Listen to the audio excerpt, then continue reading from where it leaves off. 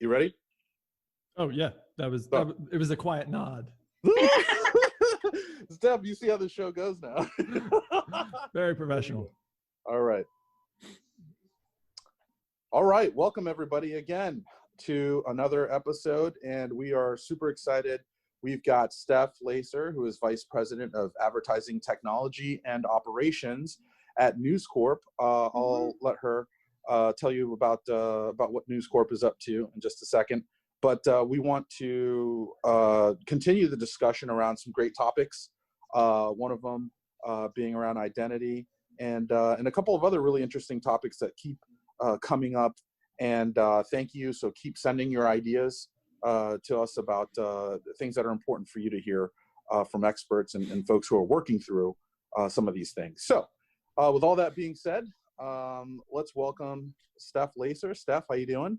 Yeah, thanks for having me. Hi guys, excited to talk. Yeah, so much to talk about, right? So much. And this year has been so weird. Hell of a year, right?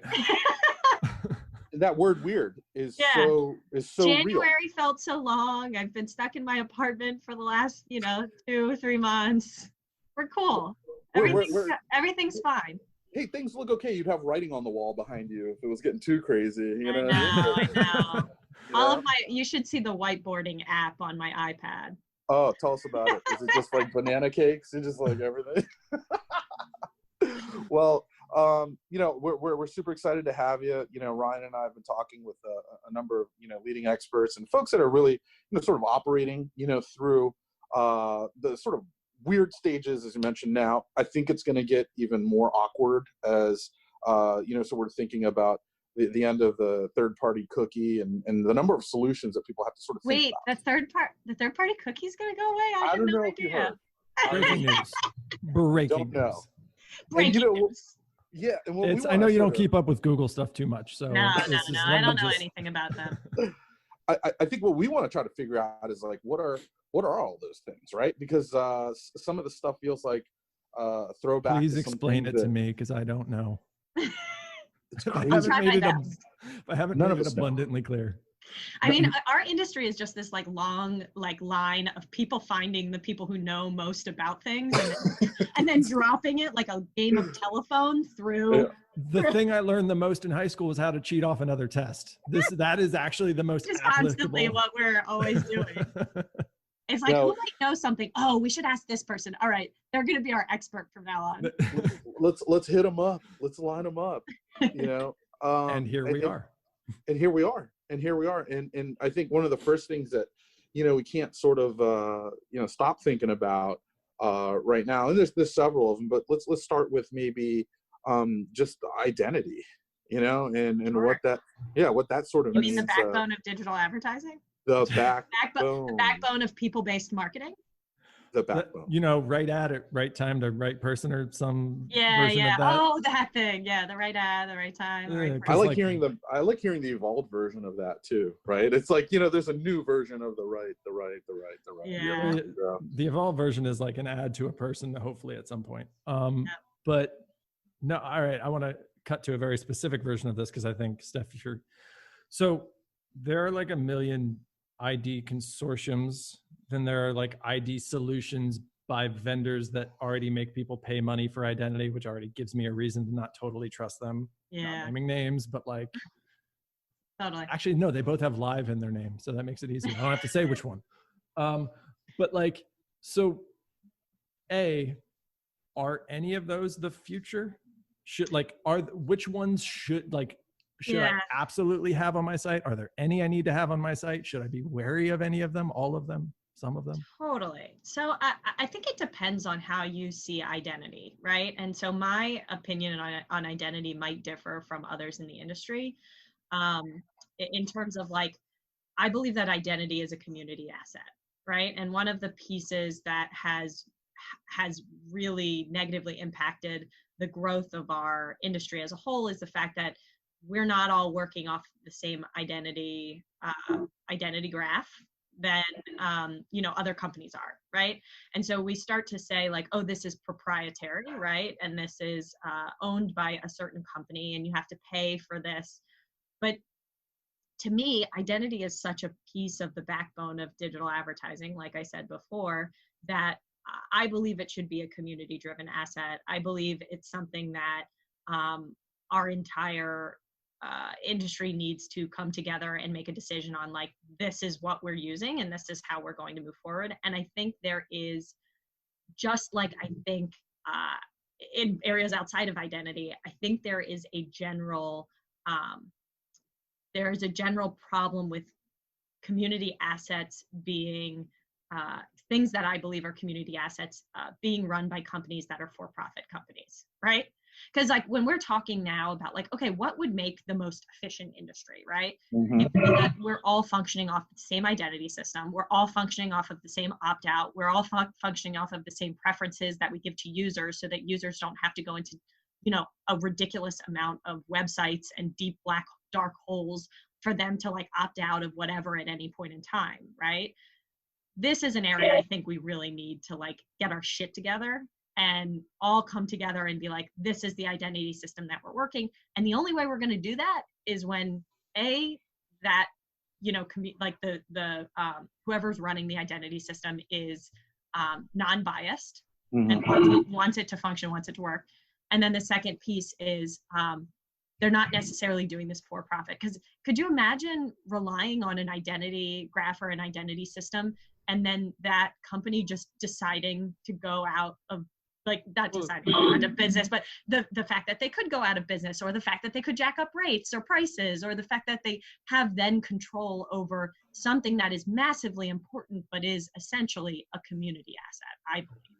Well, is there a way that this happens without it being regulatory based, like, because as an industry, publishers, we don't really have a great track record of working together ever on anything. There is one area in which we do have a great track record of working together, and that's Prebid.org.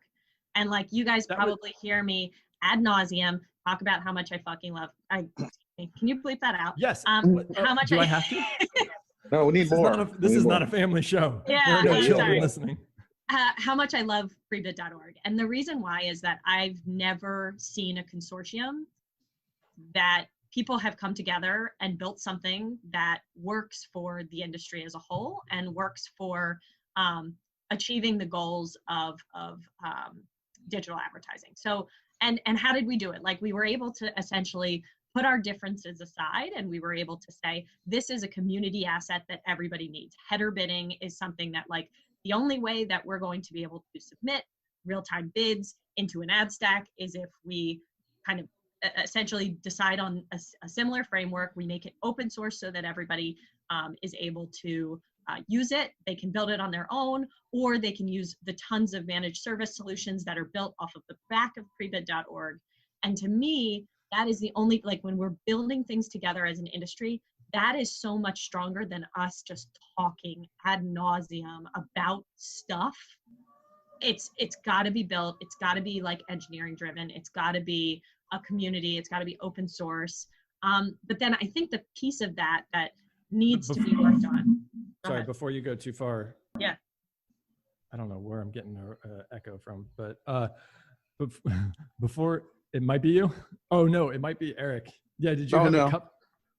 But anyways, so before you get too far down this, can you help? Because I realize I'm ignorant to some Prebid.org stuff, and this I don't generally like to give people a chance to hawk their stuff, but here we go. So help me understand. Isn't hawking my stuff? It's hawking an industry thing. Fair. Okay. To be honest, I'm not hawking News Corp. I'm hawking like the thing that all of us use for header bidding. My understanding for Prebid though was that was an AppNexus thing that they then open sourced, and then Prebid.org came up later because it was an org that originally started. Again, AppNexus like tried to share this thing, and then it spun off and became its own thing. So then, what is the new Prebid.org doing? So let me give you like a short history of Prebid.org. So at least when it came into my radar was sometime around like 2015 or early 2015. And I worked at a small startup, and I had been talking for years about the dream, right? It was like Google had already done dynamic allocation. we were already at a point where they were basically just like hopping over other SSPs and taking whatever inventory they wanted. And so other SSPs obviously were like, we'd like to be able to compete, right? And so so it was originally, I believe, just like an AppNexus open source, and it kind of just sat there because none of the SSPs really were ready to participate in it, or like at that point in time were adopting it. And at that point, I was at this small publisher. I had worked at the Daily Mail before, so I had pretty good relationships with the different SSPs. And I worked with this amazing engineer named Nick Jacob, and Nick essentially wrote a bunch of the adapters for Prebid, because when you looked in Prebid, it was like just a bunch of ad networks had like put in some adapters, but like it was like a little bit publisher driven. And so at the very beginning, it really started as publisher driven. And so, Nick was writing the adapters, I was helping. We created this like crazy Prebid solution, saw revenue go up significantly, right? Because we were putting pressure on AdX so that AdX had to pay more. We had the other SSPs which were able to compete, and then we were also able to add additional SSPs at that point in time without adding, additional discrepancy issues there. And so, that was like probably like 2015, 16, and then like SSP started to slowly say, okay, yes, you can contribute my adapters. And then they started kind of updating them themselves. And then Prebid.org, I believe, was formed in 2017. And so that was like the two founding members were Rubicon and AppNexus of Prebid.org as an org. But, there used to be like some of the evolution right now of Prebid is like, Prebid used to have like leadership positions where, AppNexus and Rubicon had more seats than the rest. Now everybody has the exact same number of seats and representation, and the members are Pubmatic and OpenX, and now we've also got DSPs that are involved, MediaMath and the Trade Desk. And so we're at a position right now where essentially most like independent ad tech organizations are part of Prebid.org. So we're at the point, and like it's also not one of these organizations that is turning independent ad tech away, right? If you want to come and you want to participate, right, you can participate in GitHub, you can participate, if you join, you can participate in the Slack channel. If you're a publisher, you can participate as well. So like I'm the head of the publisher task force. We've got a bunch of really great publishers on board, Cafe Media, which is like a super user of Prebid, and my friend Patrick McCann, and then Insider is part of it, PCH is part of it. So we've got like a really great group of publishers together that talk on a bi-weekly basis about what we're doing with Prebid, the interesting stuff that we're doing with Prebid, how we can drive it forward as an organization. But I think it's really, I think the collaboration point is the most important thing for our industry, because we have been historically not as great at self-regulating as we probably as we probably could be, and big tech has taken advantage of that, right? So we have not been able to work together. We have all these different companies, and listen, like, of course we haven't been able to work together. We're talking about a bunch of different companies in this burgeoning industry that's brand new, right? And everybody has different incentives. Everybody's trying to differentiate themselves in market, and stuff is moving so fast. And we have these massive tech companies that are taking dollars from us at any point in time. And they're vertically integrated in all different kinds of places, including the browser, including, operating systems, including search, like all of those things are part of this. So I put a lot of faith into Prebid.org and hope that this will help us as a collaboration point, and also as a point in which we can work together to build things that make sense for this industry. So, are you thinking Prebid as like a framework for collaborating on identity, yes, or like actually something coming directly from Prebid? Yeah, I think it's going to be. I think it's a framework. Yeah. Got it. And so we are deep in discussions right now about what something like that looks like. But I think we're looking at it with that key privacy lens first, which is, okay, what have we done so far that have made things too open, right? And have made them not great for the user, right? Historically, this industry has thought about the user, right, in terms of just advertising. I always think it's really interesting though. I ask people this all the time because I'm a massive nerd. Like, what do you hate about advertising, right? And the biggest things that people hate about advertising right now are pre-roll. Everybody hates pre-roll, right? And I hate when when I say something and the ads show up like my phone is listening to me. And it's like, it's hard to explain to people that like you hate advertising, but like most of the advertising that exists on the web that doesn't come from big tech can't do that. Right? Like the Trade Desk is not listening to you. They're not. Like they have no ability to listen to you, right? If you look at all the patents that came from the that have been filed, all of that listening stuff has mostly been filed by the big tech companies. And guess what? At the death of the third-party cookie, that shit still exists, right? Right. So right. yeah, you're able to give them a centralized opt-out system in which they can go on and opt out of listening, I guess. I haven't actually looked too deeply into that, but I'm guessing that's something that you can do within their interfaces. I mean, it's their decisions, but yeah, I think from my perspective, we just need to give a better user experience for independent ad tech, and a better kind of opt-out experience that we're able to do together and that we're able to control.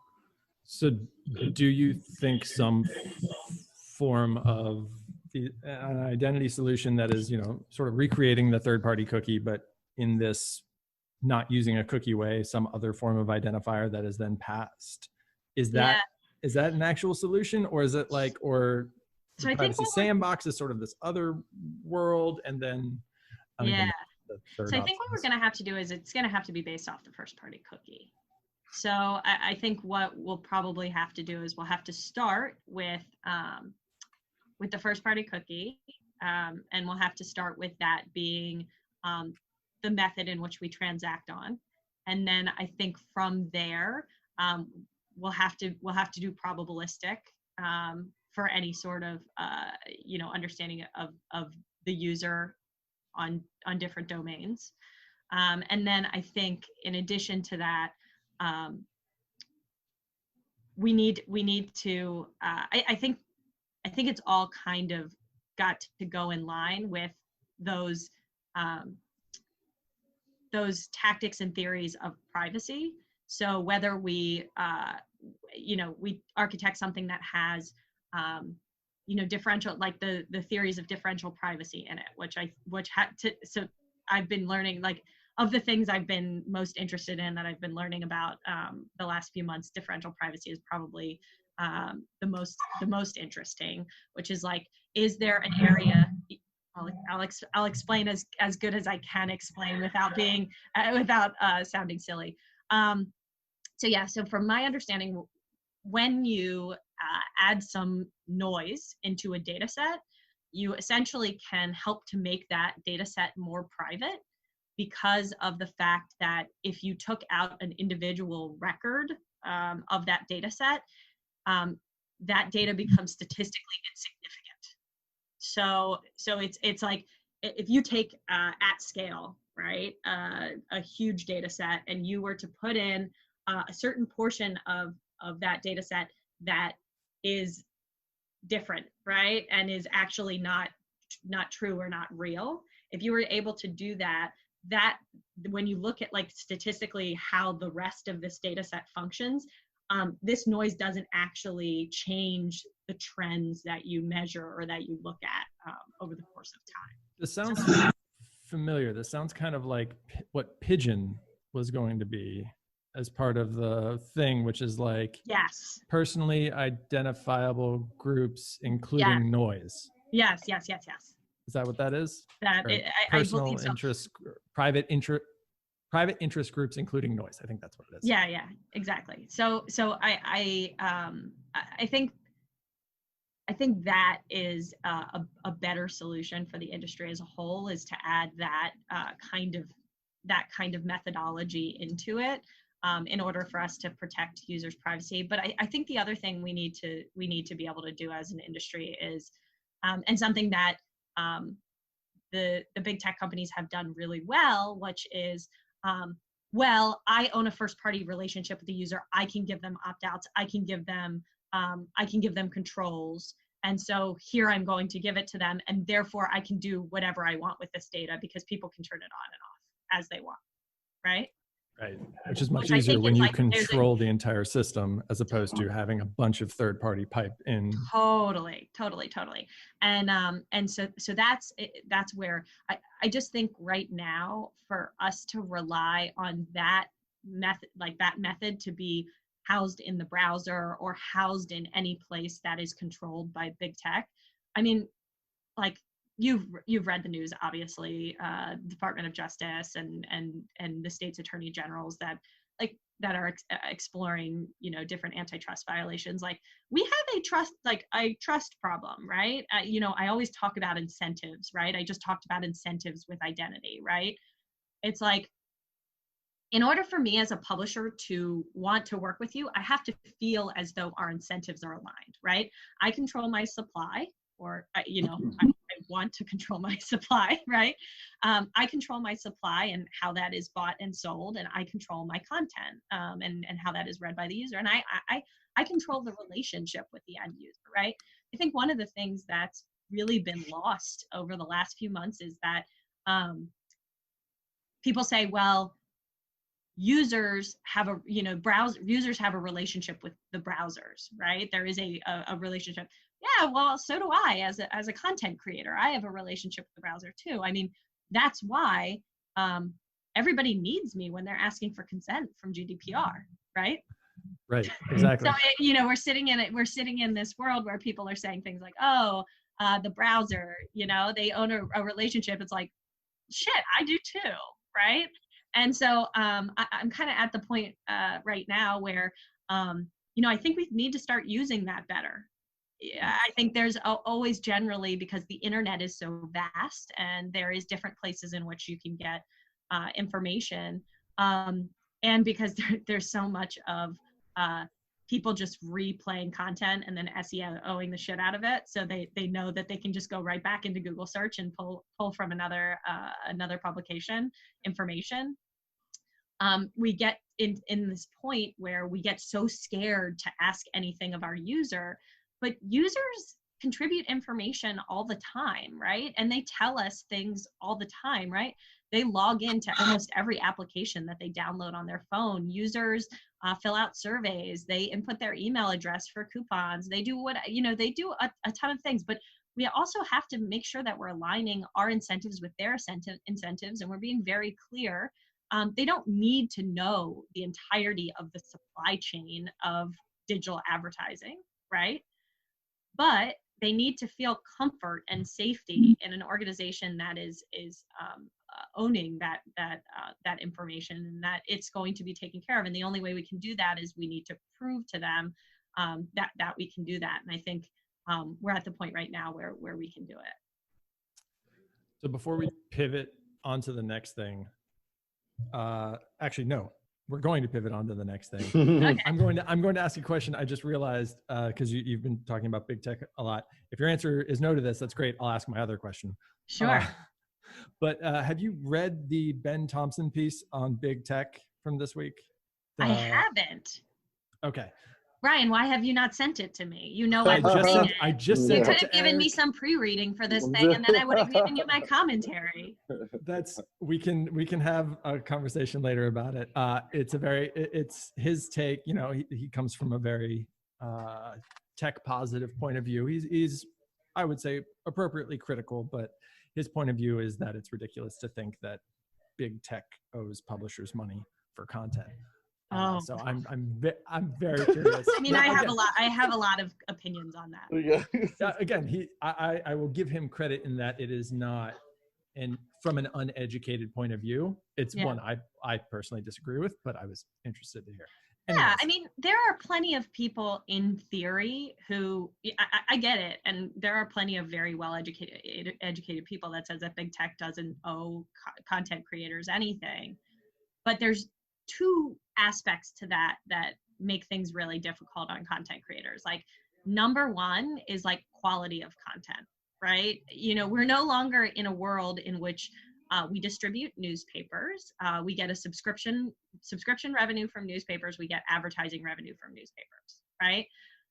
We're at the point right now where there is vast amounts of information, and the way people surface that information is big tech, right? And therefore, big tech has a responsibility, to content creators, especially news creators. They have a responsibility of making sure that our businesses are able to survive on the tools and the user facing interfaces that they create, right? And there's two big things. It's like search is a big thing, right? And I found a lot of the time they just don't listen, right? They just don't listen to how publishers work. They come in, right, because they're tech, right? They come in with this overarching opinion that they understand how journalism works, or they understand how content creation works. And it's like, could you listen for a second?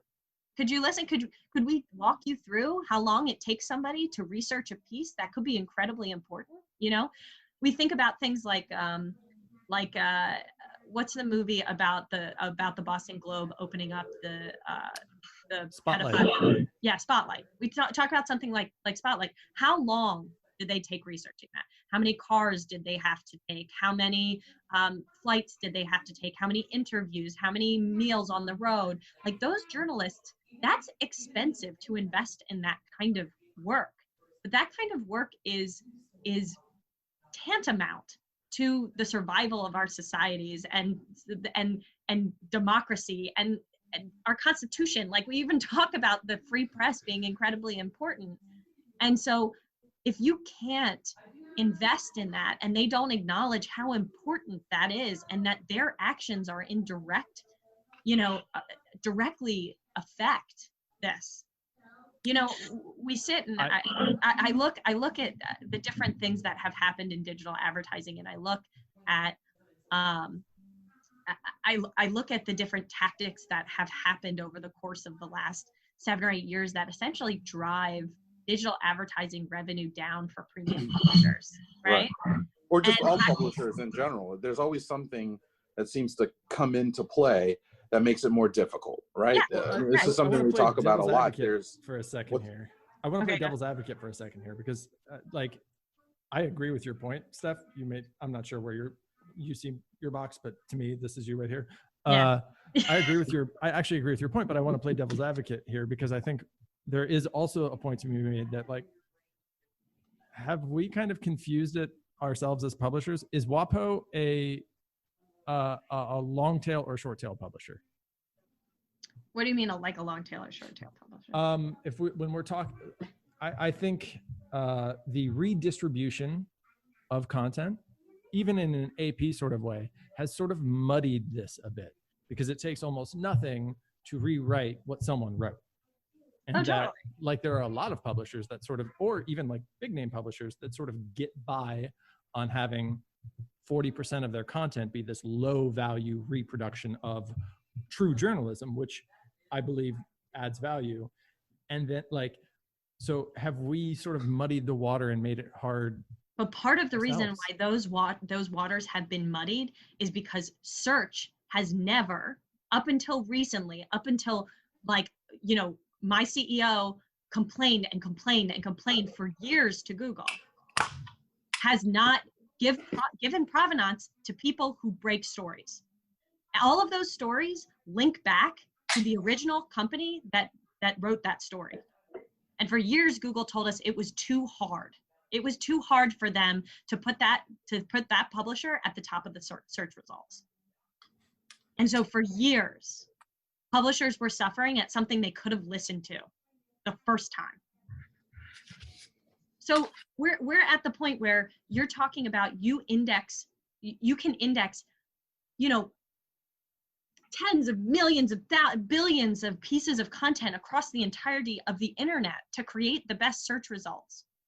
And you're telling me that you can't scan all of that search results to find out who is the most linked back to article, and you can't put them at the top of the search results?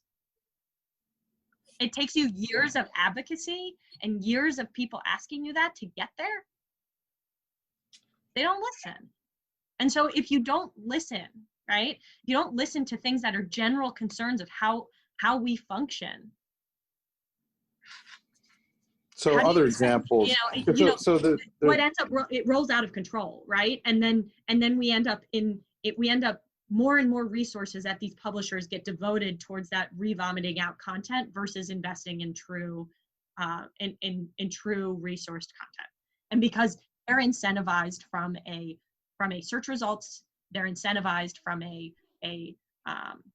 yeah, that's how you end up with content farms. That's how you end up with content farms. And I think what's interesting too is just back to the sort of there's always, it seems like every maybe 16 months where something comes up and it's forcing change, and also quite honestly, it just being more difficult for publishers to make money.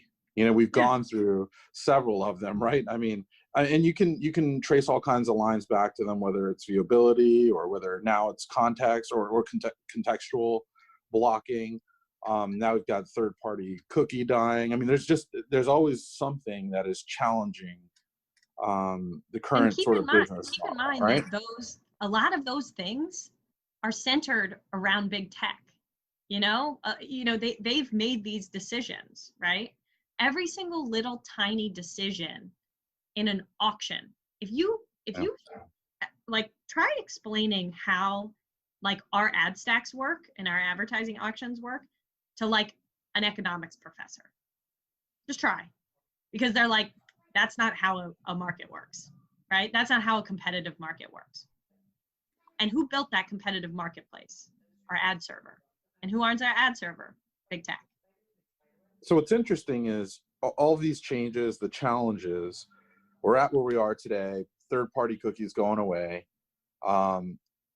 There's a number of different sort of ways to be able to address that seem to be the constant sort of 4 or 5 out there, right? So there's first party, there's contextual, there's panel-based, there's a number of sort of solutions. And we were talking earlier about things getting weird and sort of looking awkward, and you're going to have to cobble together a number of these things. What right? Did we talk about? We were like, we're someone's explaining to us what Ryan's got is it. like, and Ryan's we're about to get into it.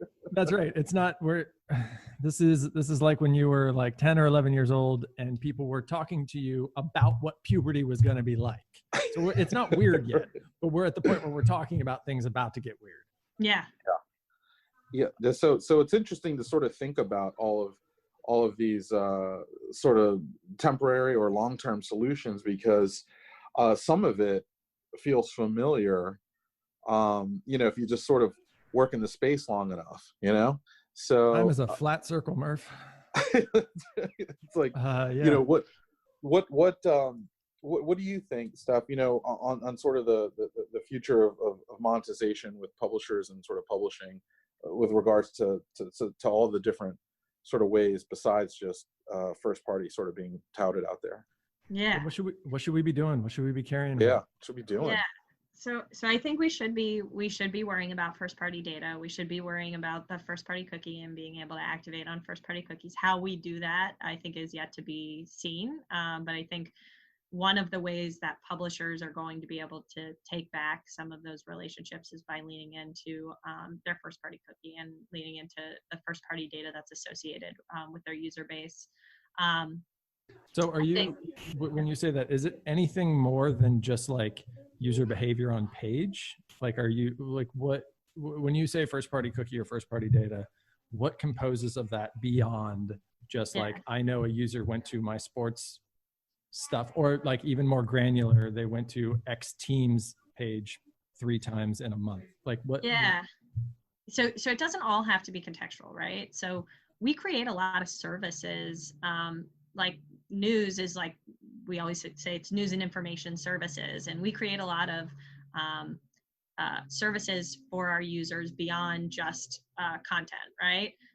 So you create, for example, we own Realtor.com. Realtor has different services that are associated with real estate, and we can capture, widgets on the page. We can capture, an understanding of exactly how much content or how many listings people are looking at. So when you say services, is that like a mortgage rate calculator? Is that a service? Okay. Yeah, that's a service.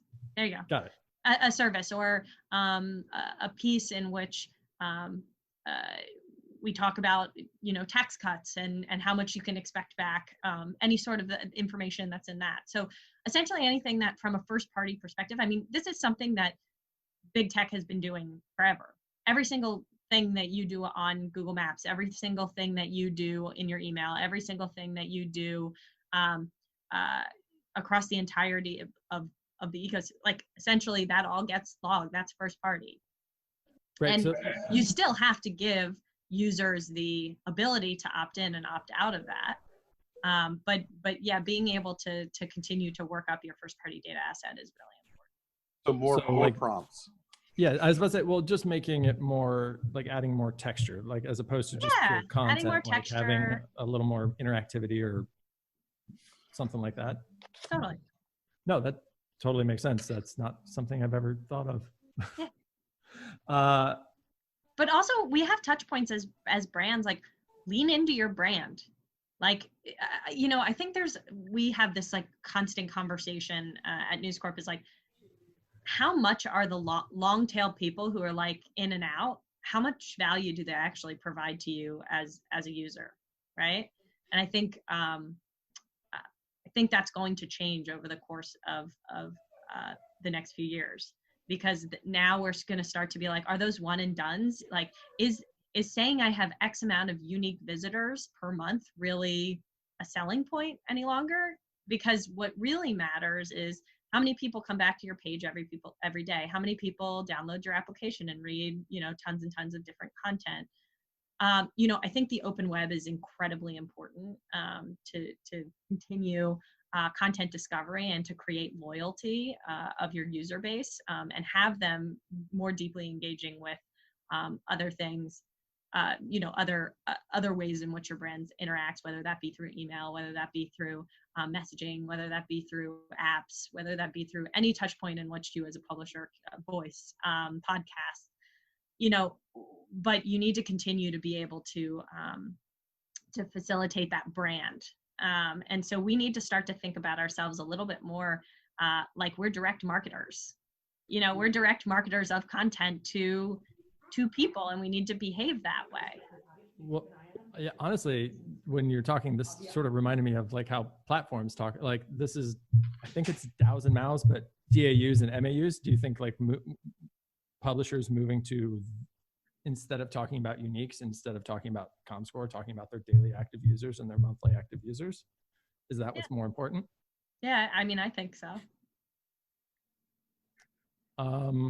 Okay, so I'm going to slightly pivot this conversation just to the giant existential threat, which is we're looking down the barrel of about 24 months, let's say, of a shitty economy. And publishers are already at the point, if you follow the news, it's not great. It's not great. This was not a good week. Previous weeks were not good, but a lot of layoffs. You got Vice, you have Refinery, you have, it's too depressing to remember. Yeah. But so then let's say you're some of the lucky few that still have your job, and your job is to make sure that you and people you work with continue to have their jobs. You're a yield person, or at least you come from yield. You have a much larger purview now, but putting that yield person's hat on. I am at the heart a yield person. Putting that yield person's hat on, like, what do we focus on? What are the things that we should be? Sorry. Apparently now is when everyone's walking behind me. What are you focusing on? If you're, let's say you have this yield person's hat on, you work at Refinery, or you work at a Group 9 publication, or not to be too specific, but like these large to mid-sized publishers that kind of have a bit of a gun to their head as far as making revenue, like what are you focusing on? What is the thing that you're absolutely trying to juice right now? Yeah. So I think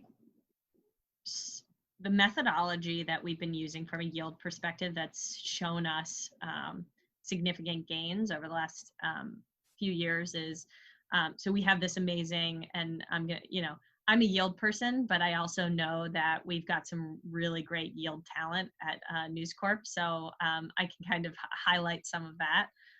So we have this amazing yield guy in the UK named Vikash, and he essentially he built his own tools to look using bid level data. He's built them to look at essentially incremental revenue value. So with every single decision that you make in your ad stack, you look at your particular partnerships and the way you have your ad stack set up, and you measure your partners by how much incremental they drive. So they, an impression serves for $6 and the secondary impression serves for $4. If that, if that partner did not exist from an SSP perspective, like you made an incremental revenue of $2 from that particular partner. And so that methodology has proven us, has been, really great for us. And, it started in the UK and now we're pushing it to the rest of our US properties to start looking at revenue in that way as well. Having a has that caused you to make any decisions that you wouldn't have made sense to you? Oh, totally. So you start to look at at impression level data, and you start to look at things like, I've noticed that Prebid, for example, that when Google hops over the top and takes impressions over Prebid, that they typically only take them, if it's Google AdWords demand, they typically only take them at about a cent above everything else. So you start to say, how much incremental revenue are they actually adding in this type of scenario? And can I set my floors differently so that I'm actually able to get, unified pricing means that there's a whole different set of rules and guidelines you should abide by. I was about to say, and they just changed the rules on that. So like now you can't, a lot of the methods that that people had thought of or described to get that. But I'm not talking about methods like dropping, like I get it, Google, like I don't give them credit for, but dropping, AdX in-house to not abide by. It makes that's a short term, and it makes things a little bit more messy. The smart one that I heard was that you take your high bid from Prebid, pass that in, that you manipulate it either on the page or to like boost it by 25%, 30%. Yeah. And then you just recreate all of your header bidders in house, because if AdX doesn't come in and snipe it, then the auction fails and it goes to house. Yeah. And then, but then Google came out and said, you can't put revenue producing lines in-house. Yeah. And that was that was their one thing. So they sure do like to control our inventory, don't they?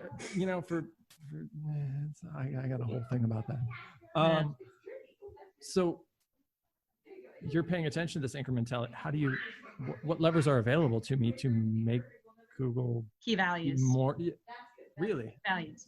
So you need to be looking at your key values, and you need to be looking at like essentially all your different partners. You need to be looking at like how they're monetizing across, like I'm not going to advocate for I do honestly believe that a lot of those are short-term and not great for like putting revenue generating line items in-house. And, I don't want Google to be the one to tell me not to do it. But at the same time, I do believe that from a overall industry perspective, it's not, at my core radical yield personality, I'm like, you can't tell me what to do with my inventory. But in my what's better for the ecosystem, having somebody come in and retake re-auction off the inventory in house is not great.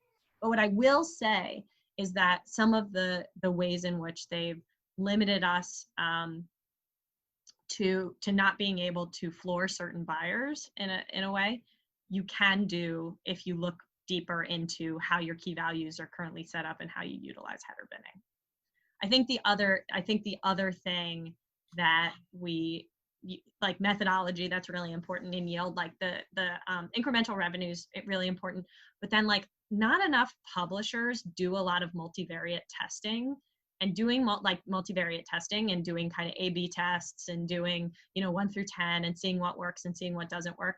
That's incredibly important from that method. So the two things that are important to me, because like the multivariate testing is like, if you don't have the money to invest in your bid level data and getting like a really full picture of everything, which is actually, you get a 75% picture because of a lot of the limits that Google has put up in the bid data transfer file, but at least you can get closer to a 360 view of what your auctions are.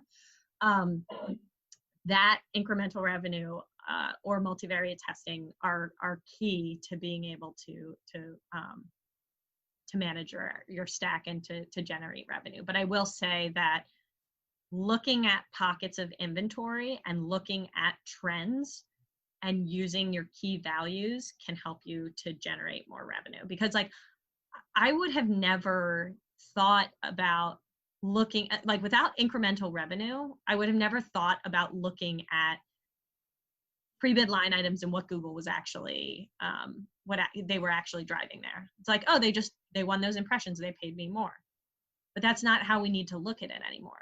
We need to look at it in like, and I'm not just saying like SSP partners. I'm talking deals. I'm talking direct deals. I mean, that's like a huge win right now, is like, if you're looking at your direct deals and you're seeing how much, like, we give away a lot of like added value impressions with different campaigns and things like that.